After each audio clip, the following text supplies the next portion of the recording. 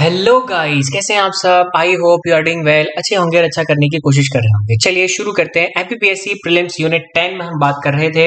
Last video हमने देखा था बाल अधिकार संरक्षण आयोग के बारे में। आज हम एक नया आयोग देखेंगे। टोटल यूनिट को मैंने 17 पार्ट्स में डिवाइड कर दिया है। ठीक है, तो एक एक करके जिसको हम देख रहे हैं, आज हम देखने वाले हैं राष्ट्रीय अनुसूचित जाति आयोग के बारे में, विच इज वेरी इंपॉर्टेंट। बहुत ज्यादा पूछा जाता है परीक्षा। चलिए शुरू करते हैं राष्ट्रीय अनुसूचित जाति आयोग के बारे में। देखिए, सबसे पहले हमने एससी के वेलफेयर के लिए बनाया था। ठीक है, शेड्यूल कास्ट के वेलफेयर के लिए बनाया था। तो आर्टिकल 338 में, जो कि शेड्यूल कास्ट की बात है, अनुसूचित जाति के बारे में और जनजाति के बारे में बताया गया है, तो उसके लिए हम एक विशेष अधिकारी की नियुक्ति करते हैं। आर्टिकल 338 इसी का हमने लाभ लेके और इसको बनाया हुआ है। 18 नवंबर 1950 राष्ट्रपति द्वारा विशेष अधिकारी की नियुक्ति की गई। आई अगेन रिपीट, 18 नवंबर 1950 को राष्ट्रपति द्वारा एक विशेष अधिकारी की नियुक्ति की गई। अगस्त 1978 कार्यपालिका प्रस्ताव द्वारा अनुसूचित जाति व जनजाति हेतु एक बहुसदस्यीय आयोग का गठन किया गया। पहले अनुसूचित जाति और जनजाति के लिए कंबाइंड आयोग बनाया गया था, जिसके पहले अध्यक्ष हुआ करते थे हमारे भोला पासवान। कब बनाया गया था ये? अगस्त 1978 में। फिर 1987 में हमने इसका नाम बदल दिया। आयोग का नाम हमने राष्ट्रीय अनुसूचित जाति व जनजाति आयोग कर दिया, कोई दिक्कत नहीं है। फिर 12 मार्च 1992 को 1992 को हमने 65वां संविधान संशोधन किया और वहां पर राष्ट्रीय अनुसूचित जाति व जनजाति आयोग को संवैधानिक दर्जा दे दिया। और उस टाइम पर अध्यक्ष कौन थे? हमारे एच रामधन। क्योंकि जब बहुत इंपॉर्टेंट घटनाएं होती हैं, उस टाइम के अध्यक्ष आपको पता होने चाहिए, इसलिए मैंने आपको बता दिया। उस टाइम पर अध्यक्ष हुआ करते थे अध्यक्ष एच रामधन। कब हुआ करते थे? 12 मार्च 1992 को। इसमें क्या खास है? तो 65वां संविधान संशोधन हुआ था, जिसमें हमने राष्ट्रीय अनुसूचित जाति और जनजाति आयोग को संवैधानिक दर्जा दे दिया था। 19 फरवरी 2004 को 89वें संविधान संशोधन 2003 के द्वारा हमने क्या किया, जो आर्टिकल 338 है ना, जिसमें मैंने आपको बताया था कि एक अधिकारी की नियुक्ति होती है अनुसूचित जाति जनजाति के लिए, तो राष्ट्रीय अनुसूचित जाति आयोग, और 338 में हमने राष्ट्रीय अनुसूचित जनजाति आयोग। अब देखिए, दोनों अलग अलग हो गए हैं। कब हो गए हैं अलग अलग? 2003 में जो संवैधानिक संशोधन हुआ ना, वो तो 19 फरवरी 2004 को आर्टिकल 338 जो है वो अनुसूचित जाति के लिए है, और 338A जो है वो अनुसूचित जनजाति के लिए है। ध्यान रखिएगा बहुत। ठीक है, पहले एक हुआ करते थे। स्थापना अगर हम बात करें तो 1978 में हुई थी, और वर्तमान स्वरूप में जैसा अभी आज है तो फरवरी 2004 में हुआ था। अगर हम इसके आधार के बारे में बात करें तो मैं तब से ही आपको बता रहा हूँ, आर्टिकल 338 वही इसका आधार है। भाग 16 में इसके बारे में दिया गया है, प्रकृति इसकी संवैधानिक होगी क्योंकि संवैधानिक दर्जा दे दिया। तो ऑब्वियस ही बात है कि भैया संवैधानिक आयोग ही है ये। मुख्यालय इसका नई दिल्ली है। अगर वर्तमान अध्यक्ष के बारे में बात करें तो राम शंकर कठेरिया इसमें वर्तमान अध्यक्ष है। वर्तमान उपाध्यक्ष के बारे में बात करें तो एल मुरुगन इसमें वर्तमान उपाध्यक्ष है। नोडल मंत्रालय किस मंत्रालय के अंतर्गत आता है? चूंकि अब सामाजिक भेदभाव को दूर करने के लिए बनाया गया है, तो सामाजिक न्याय सशक्तिकरण विभाग के अंतर्गत आएगा। अब तक के अध्यक्ष, देखो मैं आपको बार बार बोलता हूं, ये जो टेबल है बेसिकली याद करने के लिए नहीं है, बस आप जितनी बार भी इसको रिवाइज कर रहे हैं उतनी बार एक बार पढ़ लिया कीजिए, जिससे आपको क्लिक रहेगा। क्योंकि वहां पर इस टाइप के क्वेश्चन आपने देखे होंगे, पूछे जाते हैं कि इनमें से कौन अध्यक्ष नहीं रहा है। तो अगर रहे हैं वाले आपने पढ़ रखे हैं, तो नहीं रहा है वाला अचानक से क्लिक हो जाएगा। ठीक है, तो सूरज भान सिंह, बूटा सिंह, पीएल पुनिया 2 बार रहे, रामशंकर कठेरिया, तो इनको याद रखिएगा। ठीक है, आगे देखते हैं हम। फकीर भाई बाघेला, नरेंद्र एम कांबले, राजकुमार बरका, एल मुरुगन, ये अभी तक के उपाध्यक्ष रहे। आयोग का गठन और संरचना एवं नियुक्ति के बारे में बात करें तो आर्टिकल 338(1) में अगर हम देखें तो अनुसूचित जाति है तो एक राष्ट्रीय अनुसूचित जाति आयोग होगा। ठीक है, अलग से इसकी संरचना में एक अध्यक्ष होता है, एक उपाध्यक्ष होता है, 3 अन्य सदस्य होते हैं। राष्ट्रपति इसकी सेवा शर्तें डिसाइड करता है, और 338(3) में हमने बोला है कि नियुक्ति राष्ट्रपति करता है। ठीक है, आई अगेन रिपीट, इसके एक अध्यक्ष होगा, एक उपाध्यक्ष होगा, 3 अन्य सदस्य होंगे। राष्ट्रपति इसकी नियुक्ति करेगा, राष्ट्रपति सेवा शर्तें डिसाइड करेगा। ठीक है, आयोग के काम तो भैया जो अनुसूचित जाति के लोग हैं उनके लिए काम करना है। उनका कहीं पर अगर कुछ गड़बड़ हुई है तो उस मामले का निरीक्षण करना, उसका सुपरविजन करना, उसका क्रियान्वयन करना, एग्जीक्यूट करना, अनुसूचित जातियों के हितों का अगर कहीं पर भी उल्लंघन हो रहा है तो उसकी जांच पड़ताल करना, सुनवाई करना।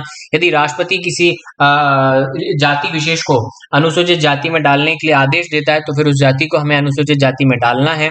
अनुसूचित जातियों के सामाजिक आर्थिक विकास हितों के संरक्षण हेतु जो भी काम हमें राष्ट्रपति देगा हम वो भी करेंगे। इनके संरक्षण के संबंध में जो भी कदम उठाए जा रहे हैं उनके बारे में हम राष्ट्रपति को बताएंगे। तो हर साल हम रिपोर्ट भी प्रस्तुत करते हैं, फिर वो राष्ट्रपति रिपोर्ट किसको देता है, संसद को देता है, संसद में पेश करवाता है। किसी भी जाति को अनुसूचित जाति में कैसे शामिल करना है उसके लिए सिफारिश करना, तो ये सब चीजें मैंने आपको बता दी है, इसके काम है। अच्छा, आयोग के पावर के बारे में बात करें तो मैंने आपको पहले ही बताया सिविल न्यायालय के पावर इनको होते हैं, ठीक है। भारत के किसी भी भाग से किसी भी व्यक्ति को समन करना, मतलब उसको बुलाना, उसको हाजिर करना अपने पास, और शपथ पर उसका परीक्षण करना कि तुमने सही बोला था या झूठ बोला था, वो ठीक है। उसके अलावा किसी भी दस्तावेज को प्रकट करने के लिए आपको बोल देना कि भैया हमें आपका आधार कार्ड दिखाओ, हमें वसीयत दिखाओ, ये दिखाओ, वो दिखाओ, तो वो सब चीजें कर सकते हैं। शपथ पत्रों पर साक्ष्य ग्रहण करना, ये एविडेंस ले सकते हैं। उसके बाद किसी भी न्यायालय या कार्यालय से मान लीजिए इनको कोई रिपोर्ट चाहिए या फिर कहीं की कोई कॉपी चाहिए कि भैया एफआईआर की कॉपी लाओ, या फलाने डिपार्टमेंट में गलती हुई है तो वहां से कॉपी लाओ, किसी भी जहां पर भी जाति सूचक कुछ काम हो रहा हो वहां पर, तो वो कॉपी मंगा सकते हैं। साक्ष्यों और दस्तावेजों के परीक्षण के लिए समन निकालना कि भैया इनका परीक्षण करो, इन्वेस्टिगेशन करो, पुलिस को बोल सकते हैं, ठीक है। कोई अन्य विषय जो राष्ट्रपति निर्धारित करे वो काम भी ये करेंगे। इसके बाद अगर हम देखें तो आयोग अपनी एक रिपोर्ट बनाता है, आर्टिकल 338 में मैंने 338(6) में मैंने आपको बताया संसद को देता है, और 338(7) में मैंने आपको बताया, देखो बेसिकली आयोग किसको देता है, आयोग देता है राष्ट्रपति को, राष्ट्रपति इसको बोलता है कि भैया इसको संसद में पेश करेंगे, और जब आयोग यही स्टेट के बारे में रिपोर्ट देता है तो राज्यपाल को देता है, तो राज्यपाल क्या बोलेगा कि विधानसभा में पेश करेंगे। तो 338(6) में ये संसद में पेश होती है, 338(7) में ये विधानमंडल में पेश होती है। आर्टिकल 338(9) में अगर हम देखें तो जो सेंट्रल गवर्नमेंट है और बाकी जो स्टेट गवर्नमेंट है, ये अनुसूचित जाति को प्रभावित करने वाले नियम और कानून बनाने से पहले आयोग से परामर्श लेंगे, ये बात कही गई है आर्टिकल 338(9) में। बिल्कुल पावर किसको है, संसद को ही है, कोई दिक्कत नहीं है, राज्य सरकार को ही कोई दिक्कत नहीं है, बट उनको पहले कानून बनाने के पहले इनसे परामर्श लेना जरूरी है, आर्टिकल 338(9) में बोला गया। अध्यक्ष और सदस्यों का जो कार्यकाल होता है वो 3 वर्ष का होता है और अधिकतम 2 बार ये बन सकते हैं। आयोग का अध्यक्ष जो होगा वो कैबिनेट का मंत्री के समकक्ष होता है, उपाध्यक्ष जो होता है वो केंद्रीय राज्य मंत्री के समकक्ष होता है, सदस्य जो होते हैं वो भारत सरकार के सचिव स्तर के होते हैं। क्षेत्रीय कार्यालय इनके कहाँ कहाँ पर है, तो अगर मैं आपको बता दूं, अनुसूचित जाति का कार्यालय अहमदाबाद, कोलकाता, लखनऊ, बेंगलुरु, पटना, चंडीगढ़, पुणे, चेन्नई, अगरतला, गुवाहाटी, हैदराबाद, तिरुवनंतपुरम, यहाँ पर इनके जो कार्यालय है वो बने हुए हैं। अनुसूचित जाति के लिए जो प्रावधान है तो संवैधानिक रूप से देखो ये पूछा जाता है, इसलिए मैंने आपको अभी बाल अधिकार संरक्षण आयोग में मैंने आपको बताया कि भैया कॉन्स्टिट्यूशन में उनके अधिकार कहाँ दिए गए हैं, तो ऐसे यहाँ पर इनके भी अनुसूचित जाति के लिए प्रावधान कॉन्स्टिट्यूशन में कहाँ पर है।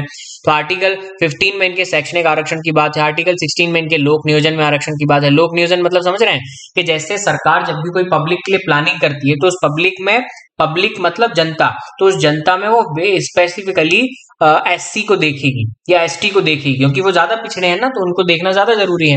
उसके बाद अस्पृश्यता कांड आर्टिकल 17, छुआछूत जिसको आप बोलते हैं, अनटचेबिलिटी।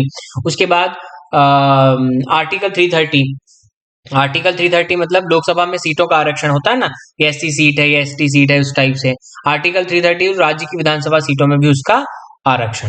हम देखेंगे कि साविधिक निकाय कब बना, तो नागरिक अधिकार संरक्षण अधिनियम 1995, अनुसूचित जाति व जनजाति अत्याचार अधिनियम 1989, परंपरागत वन निवास अधिनियम 2006 और पैसा 1996। अब ये क्या है, देखिए ये हमारे एससी कमीशन मतलब हमारे अनुसूचित जाति से संबंधित कुछ साविधिक निकाय हैं, ठीक है। तो बेसिकली ये पूछे नहीं जाते हैं, बट फिर भी मैंने यहाँ पर इसको मेंशन किया हुआ है कि अगर बाय चांस आपसे पूछ लिया गया तो आप बता सकते हैं, ठीक है। तो ये संवैधानिक नहीं है, ये साविधिक है, बट ये आयोग संवैधानिक है क्योंकि संविधान में इसके बारे में बताया गया है, ठीक है। अगर हम देखें कि वर्तमान में राष्ट्रीय अनुसूचित जाति आयोग के जो 12 स्तरीय कार्यालय हैं, ठीक है, तो वो स्टेट्स के बारे में अगर हम देखें तो गुजरात, उत्तर प्रदेश, बिहार, महाराष्ट्र, सिक्किम, तेलंगाना, पश्चिम बंगाल, कर्नाटक, चंडीगढ़, तमिलनाडु, असम और केरला, ठीक है। तो ये याद रखिएगा। Okay, so thank you very much. If you like this video please like कीजिएगा, शेयर कीजिएगा, कमेंट कीजिएगा, एंड अगर आप ये नोट्स परचेज करना चाहते हैं तो उसका लिंक डिस्क्रिप्शन में दिया हुआ है। Thank you guys, thank you very much.